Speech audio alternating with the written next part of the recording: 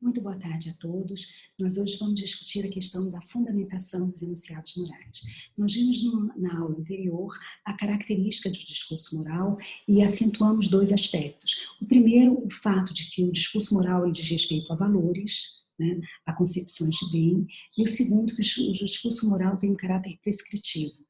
Dessa maneira, apontando para o seu caráter prescritivo, nós tentamos distinguir o discurso moral do discurso assertivo, que é aquele que diz respeito a estado de coisas no mundo, a proposições como falsas ou verdadeiras, e o associamos a outro grupo de enunciado, que também tem um caráter prescritivo, ou seja, que de alguma forma também define como nós devemos agir, mas que em contraposição ao discurso moral tem sua aplicação específica voltada para alguns aspectos. Foram dois grupos, os grupos então apresentados. O primeiro deles diz respeito àqueles enunciados do direito, que determinam como nós devemos agir a partir de uma normatividade exposta por uma legislação, a Constituição de um país.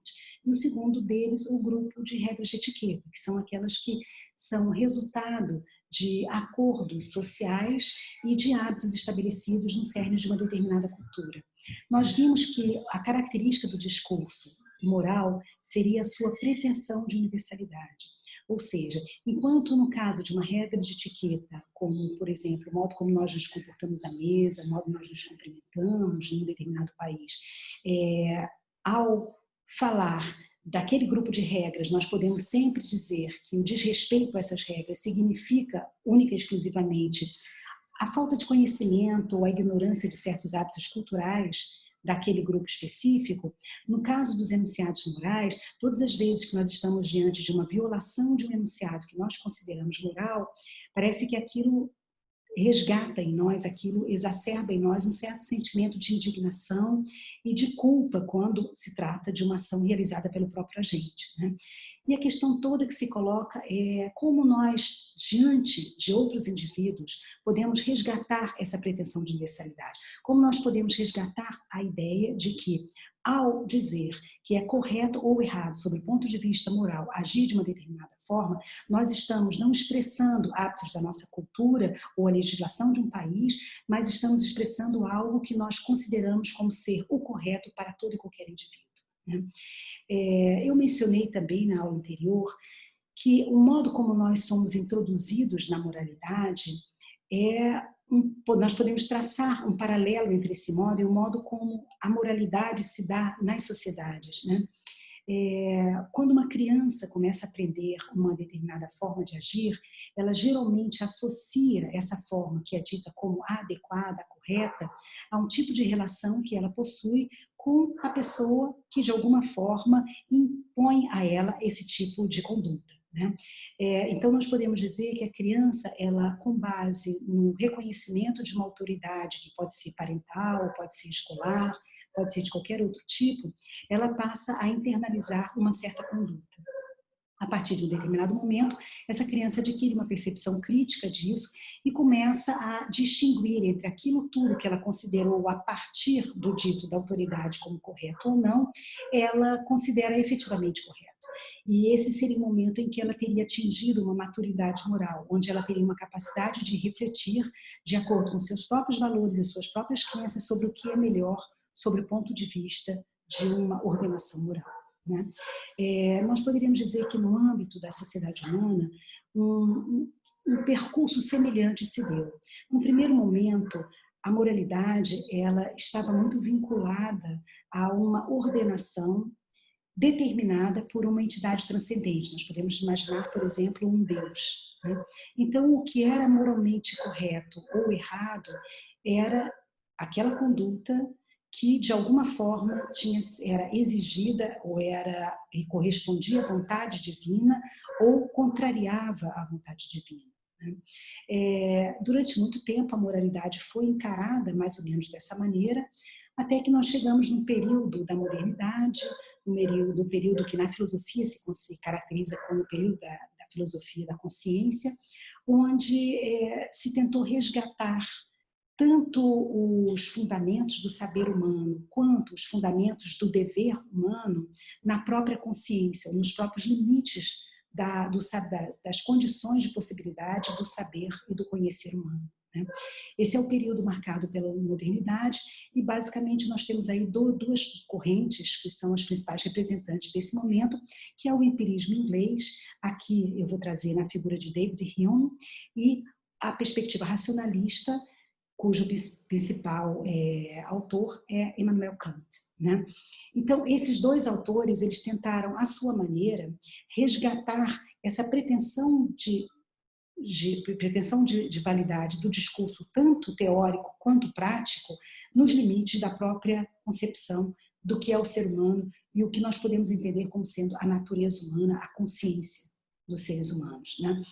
Então, David Hume, ele vai tentar, se perguntando, então, agora, sobre os fundamentos da moralidade, ele vai sugerir uma investigação acerca do que nas sociedades humanas nós consideramos como promovendo o prazer, promovendo o bem-estar e eliminando ou minimizando o sofrimento, o mal-estar. E ele vai dizer que tudo isso que promove o prazer é o que nós chamamos de virtude e o que promove o mal-estar, a desagregação das sociedades, nós chamamos de vício.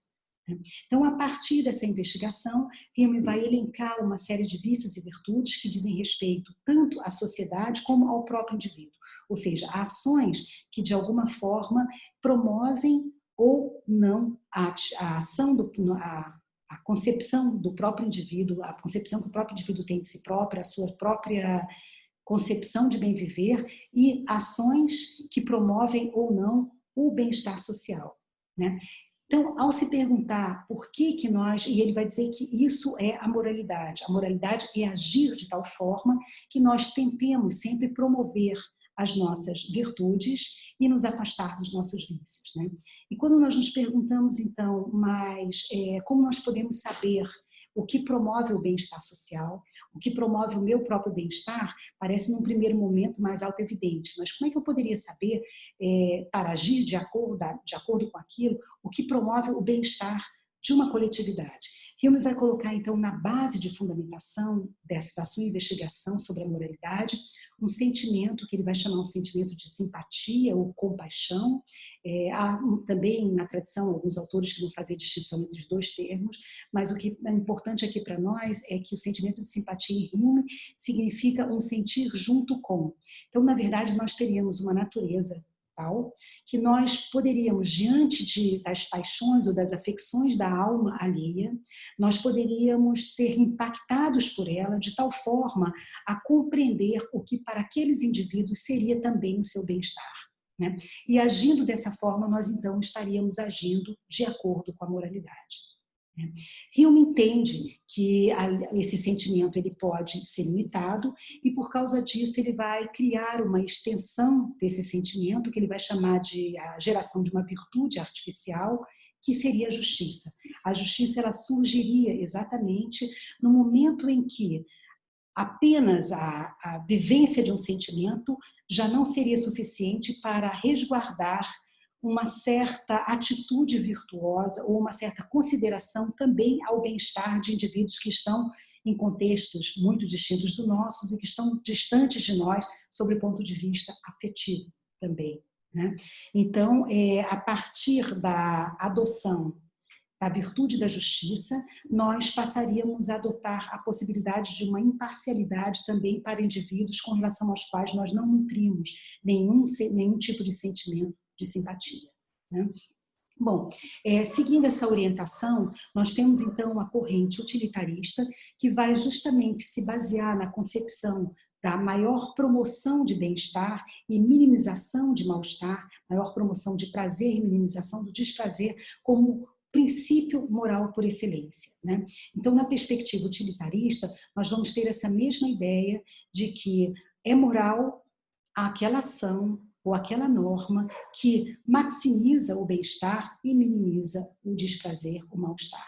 O que nós vamos ver na tradição utilitarista é uma série de reinterpretações desse princípio, onde os principais representantes, pelo menos no primeiro momento do utilitarismo, vão ser Bentham e Mill, e na perspectiva de Mill, o princípio utilitarista deveria ser interpretado de uma forma quantitativa, ou seja, é o maior bem-estar quantitativamente dito, e no caso de Mill, seria já um maior bem-estar mas um bem-estar qualificado, ou seja, Jung vai tentar tecer uma hierarquia entre formas de satisfação.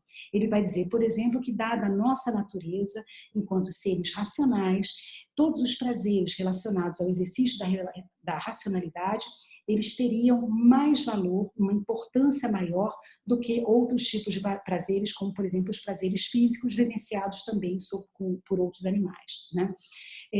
O utilitarismo na contemporaneidade tem como seu principal representante Peter Singer, que vai defender o utilitarismo de interesses preferenciais. E aí ele vai dar todo um impulso ao utilitarismo que nós vamos deixar para analisar em outra sessão, em outra aula, né?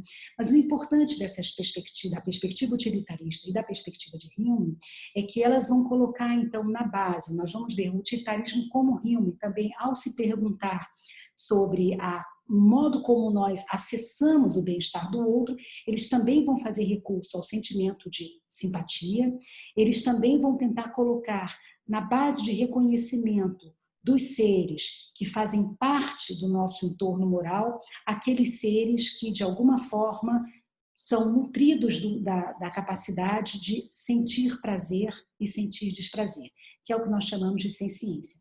Essa é a maneira como o utilitarismo é colocado, por exemplo, por Bentham, que faz com que ele seja um precursor de uma extensão da ética, uma extensão da moralidade a outras formas de entidades que não os seres humanos, outras formas como, por exemplo, os animais não humanos, né?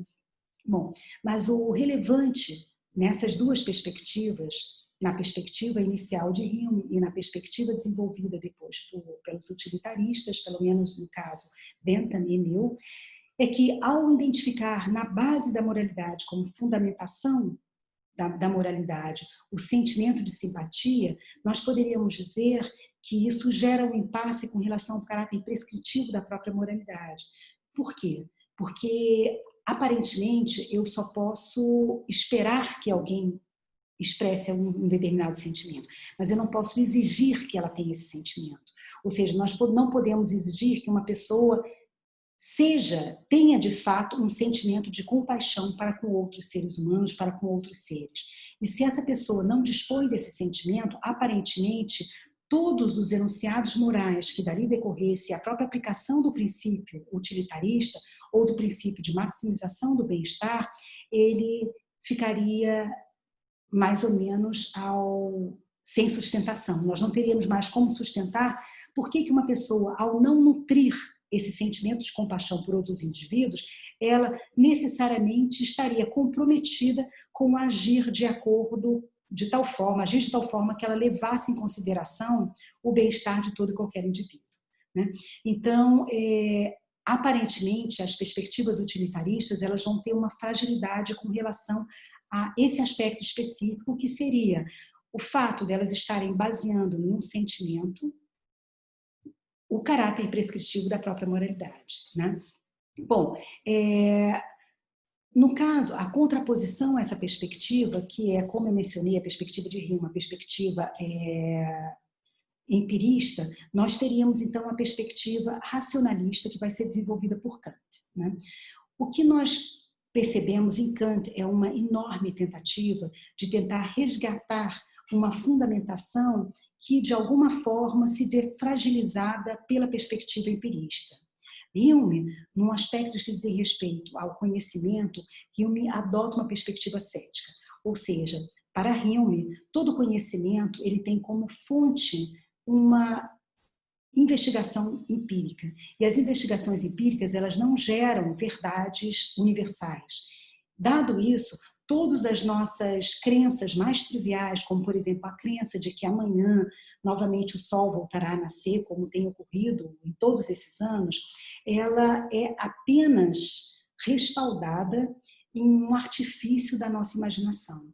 Ou seja, sob o ponto de vista psicológico, nós construímos uma conexão e acreditamos numa cadeia de necessidades que, em última instância, a própria experiência não pode resguardar. Mas Hume, que dessa mesma maneira, com relação ao conhecimento, foi um cético, no caso da moralidade, como nós já vimos, ele concluiu que a partir de uma investigação do modo como nós interagimos socialmente, nós poderíamos identificar certos vícios e certas virtudes, né? Para Kant, todas as vezes que nós recorrêssemos a essa base empírica para identificar o que é moral ou não moral num determinado contexto, nós estaríamos criando uma relativização da ação moral que automaticamente seria incompatível com seu caráter universal. Então, Kant vai tentar extrair a regra moral de um conceito relacionado à natureza humana, só que não mais a natureza humana como seres sensíveis, mas sim a nossa natureza humana como seres racionais. E Kant vai tentar extrair da própria concepção do que é ser um ser racional e um ser livre o nosso compromisso com a moralidade.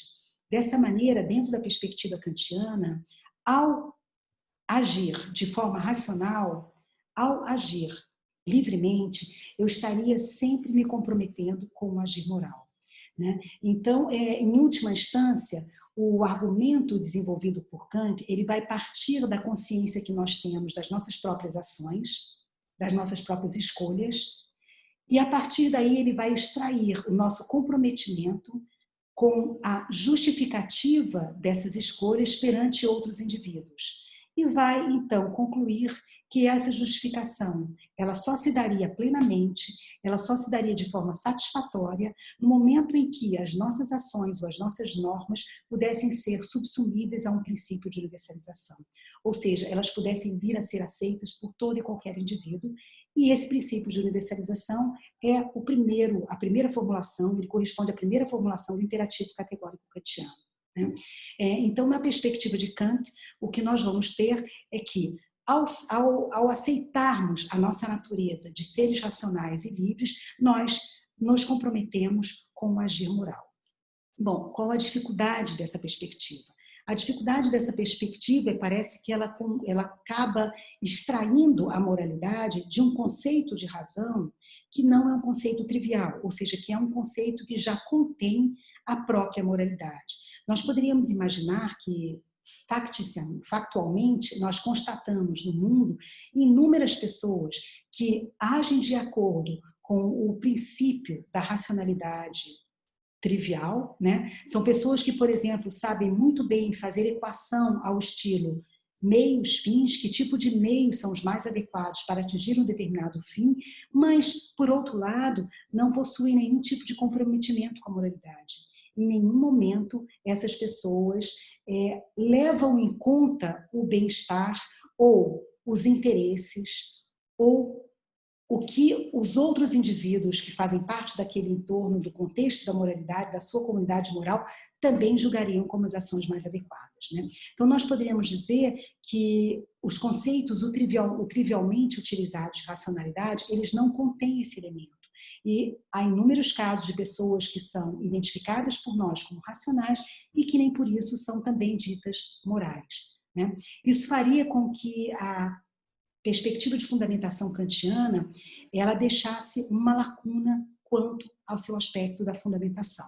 Nós não poderíamos, senão, adotando já um conceito de racionalidade comprometido com a moralidade, estabelecer esse elo entre a racionalidade e a moralidade, né? Nessa mesma tradição, nós vamos ter Habermas, por exemplo, que vai substituir o conceito utilizado por Kant, que era um conceito de razão pura prática, pelo conceito de razão comunicacional. E vai, a partir daí, tentar mostrar que todas as vezes que nós desejamos integrar um discurso de fundamentação racional, nós nos comprometemos com uma ética do discurso.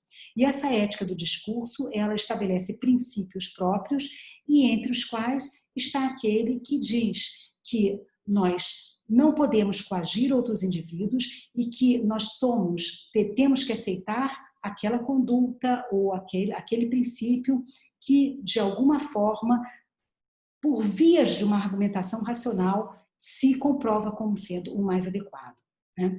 Então, nesse caso, o que Habermas também vai fazer é também tentar defender uma concepção de agir racional, agora um agir racional comunicacional, que já contém um elemento de moralidade, que já contém um certo compromisso com uma imparcialidade perante aos demais indivíduos, né? E um compromisso em levar em consideração e respeitar todos os integrantes de uma situação de fundamentação discursiva, né? Bom, se essas duas perspectivas, tanto a perspectiva de Habermas como a perspectiva de Kant, num certo sentido, nós poderíamos dizer, então, que ao recusar esse conceito forte de racionalidade, nós automaticamente estávamos quebrando o vínculo que compromete suas perspectivas com uma fundamentação última da moralidade. Ou seja, é possível, sim, participar de um tipo de discurso, né, sem assumir os princípios de uma ética do discurso. Habermas concede isso, né? Quer dizer, para ele isso seria o que ele vai chamar de uma ação estratégica, né? Uma ação não comunicacional, mas estratégica. A questão é que, evidentemente, há várias formas de nós interagirmos com outros indivíduos e várias formas de nos posicionarmos diante de uma situação discursiva, e nem todas são comunicacionais, nem todas se comprometem com esses elementos da moralidade que estão implícitos a uma ética discursiva. E nós poderíamos dizer que, nesse sentido, a moralidade ela já diria respeito a um universo bastante específico de indivíduos que já aceitam de alguma forma, né? Então não haveria também nesse caso uma fundamentação absoluta, ou seja, não haveria uma impossibilidade de agir de forma não moral, né? O que essas perspectivas de fundamentação última, em última instância, elas tentam eliminar é a possibilidade justamente de um cético moral. É a ideia de que todas as vezes que nós nos colocamos diante de uma discussão sobre a existência ou não de fundamentos para enunciados morais, nós já nos comprometeríamos com a própria moralidade, o que evidentemente nós sabemos que não ocorre, né? No nosso dia a dia nós nos confrontamos constantemente com pessoas que discordam do aspecto universal da moralidade e que propõem em seu lugar agires das mais diversas formas, entre eles o próprio agir estratégico que já é mencionado por Habermas, né? Bom, qual a conclusão que eu gostaria de chegar aqui com vocês, né? Nesse primeiro momento, nós vimos muito rapidamente duas formas clássicas de fundamentação da moralidade, que estavam baseadas numa certa concepção de natureza humana. Uma delas baseada numa concepção da nossa natureza enquanto seres sensíveis e a outra enquanto seres racionais. E o que eu tentei mostrar aqui nesse momento é que ambas apresentam uma lacuna. E essa lacuna faz com que todo indivíduo possa se recolocar essa questão. Por que eu preciso? Por que é mandatório agir moralmente? Por que eu não posso agir simplesmente de acordo com os meus próprios desejos, a minha própria vontade, né? Esse caráter mandatório da moralidade, ele se vê fragilizado quando nós não somos capazes de recorrer a esses aspectos anteriormente mencionados como base de fundamentação do porquê eu devo agir dessa maneira.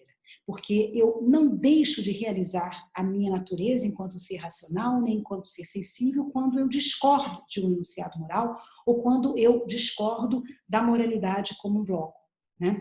E para, então, que nós fôssemos capazes de convencer um indivíduo de que ele deve agir moralmente, ou seja, que a moral tem uma pretensão à universalidade, que, portanto, ao defendermos uma determinada forma de conduta, nós estamos supondo que não apenas nós, mas todo e qualquer indivíduo deveria aceitá-la, né?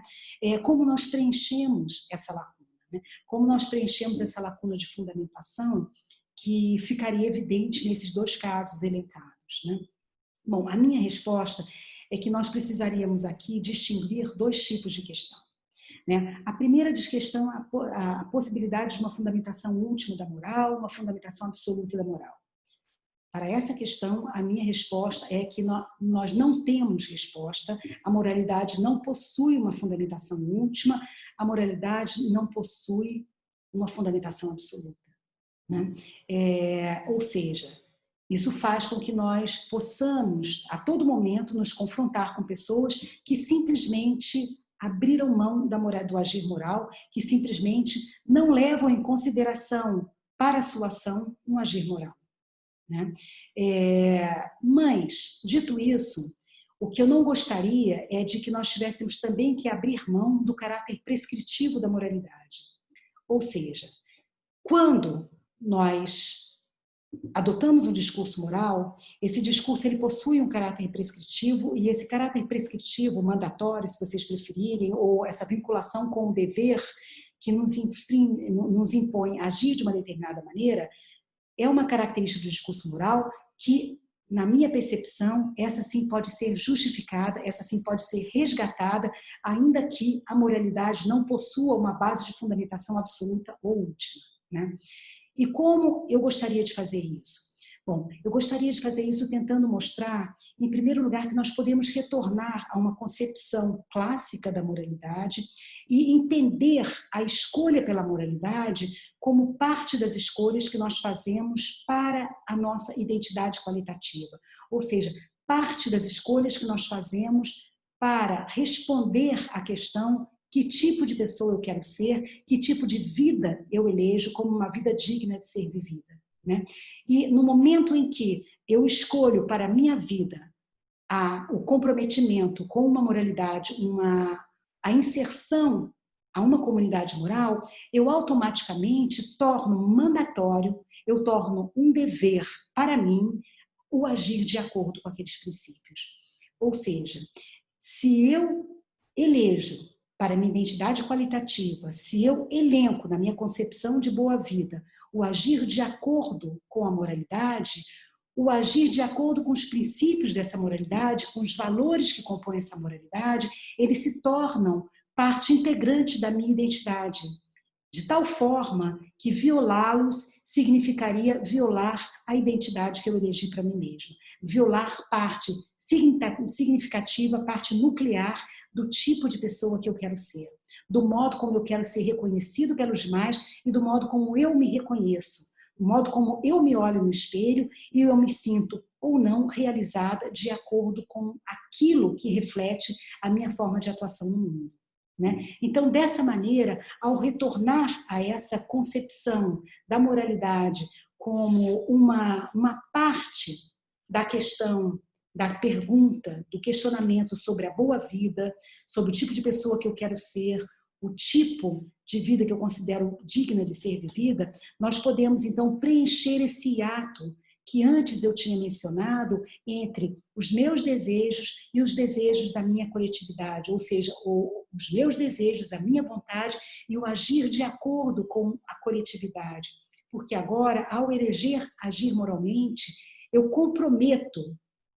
comprometo, eu comprometo os meus desejos, eu comprometo a minha vontade com o bem-estar, com a vontade, com o interesse daquela coletividade cuja satisfação, cuja realização eu reconheço como parte integrante da própria minha realização. Então, agora, a minha realização pessoal, ela não é mais uma parte isolada da realização da minha coletividade. Quem elege para si fazer parte de uma comunidade moral, elege também se comprometer com realizar, como reconhecer na sua própria realização, a realização daquela sociedade. Então, a realização de um indivíduo moral, ela não pode mais ser separada. A minha vontade, enquanto vontade de alguém que elegeu fazer parte de uma comunidade moral, não pode mais ser isolada da vontade ou da realização da sociedade a qual eu pertenço, né? Então, dessa maneira, nós conseguiríamos preencher essa lacuna deixada pela modernidade e que, de alguma forma, torna urgente a questão da fundamentação, né? O preenchimento dessa lacuna, ele faz com que a questão da fundamentação ela deixe de ser uma questão prioritária agora no debate moral e a questão da justificação dos nossos princípios de acordo com o rol de crenças e desejos que, de alguma forma, nós incorporamos à nossa identidade, passa a ser o elemento fundamental para a discussão moral. Ou seja, agora, se eu quero convencer uma pessoa que ela está agindo de uma forma inadequada, de acordo com certos padrões morais, eu precisaria, antes de mais nada, tentar mostrar que, ao agir daquela forma, ela infringe valores e princípios que ela adotou como seus. Então, dessa maneira, nós poderíamos dizer que o que eu estou defendendo aqui é uma concepção moral que está pautada numa certa coerência, num princípio de coerência entre o nosso universo de crenças e valores e a nossa conduta, e ao mesmo tempo está comprometida com uma certa ampliação da comunidade moral. Quer dizer, essa pretensão de universalidade que eu mencionei na aula anterior e que mencionei hoje no início dessa aula, ela nada mais é do que a percepção de quanto mais moral será a minha atitude, quanto mais elementos eu puder considerar como parte daquela comunidade. Ou seja, quanto mais elementos, quanto mais indivíduos eu puder considerar ao tomar atitudes que eu considere morais. Então, se de alguma forma eu, ao tomar uma atitude e ao defender essa mesma atitude como sendo uma atitude moralmente adequada, eu só contemplo os interesses do grupo ao qual eu pertenço, ou dos indivíduos, dos meus connacionais, ou mesmo do grupo dos seres humanos, eu poderia dizer que esta atitude ela acaba sendo restrita e ela não é capaz de resgatar a pretensão à universalidade anteriormente colocada, né? Dessa maneira, nós poderíamos refutar um interlocutor que dissesse: não, mas então se o princípio da coerência, a coerência com o meu universo de crenças e as minhas ações, a coerência entre esses dois universos, né, o meu universo de crenças e valores e as minhas ações é o que garante o aspecto moral da minha atitude, então nós poderíamos dizer que Hitler foi uma pessoa moral, né? E aí nós temos então que recorrer a esse segundo elemento aqui colocado e dizer que não, justamente porque a perspectiva de Hitler, como a perspectiva de racistas, de xenofóbicos ou de machistas e indivíduos que têm uma concepção restrita de quem são os concernidos pelo seu discurso moral, vai ser sempre uma atitude que não vai fazer jus a um princípio de universalização, né? Por quê? Porque ela vai estar justamente limitando o seu universo de aplicação, né? Todas as vezes que alguém circunscreve os interessados a um determinado grupo de indivíduos, essa pessoa automaticamente ela está infringindo a pretensão de universalidade do seu discurso, né? Bom, mas para que antes que eu desenvolva melhor essa ideia, essa moralidade, essa concepção de moral que eu estou propondo aqui, que resgata o caráter prescritivo da moralidade, mas abandona a questão da fundamentação última, a fundamentação absoluta, antes que eu desenvolva essa ideia, eu proponho então que nós passemos a uma análise dos próprios autores mencionados anteriormente, para que, acompanhando o discurso desses autores, nós possamos então chegar à conclusão ou não de que realmente existe uma lacuna no discurso moral e que essa lacuna só poderia ser preenchida por esse salto, né? Então eu convido vocês com isso para a aula seguinte, onde nós vamos analisar a perspectiva utilitarista.